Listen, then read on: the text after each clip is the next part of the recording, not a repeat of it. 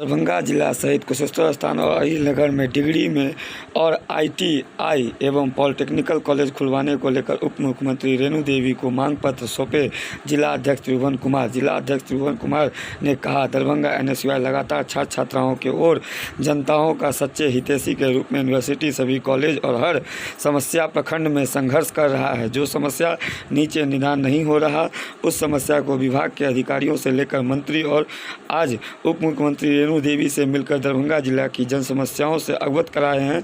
दरभंगा जिला अंतर्गत 2 विधानसभा कुशेश्वर स्थान और अलीनगर में degree college, ITI, polytechnical college Darbhanga शहर को जाम से निजात पाने के लिए। वहीं मीडिया सुमित कुमार ने कहा, माननीय उप मुख्यमंत्री ने दरभंगा एनएसयूआई को भरोसा दिलाया है। आइए त्रिभुवन कुमार ने क्या कहा, सुनते हैं उनसे मिलने के बाद।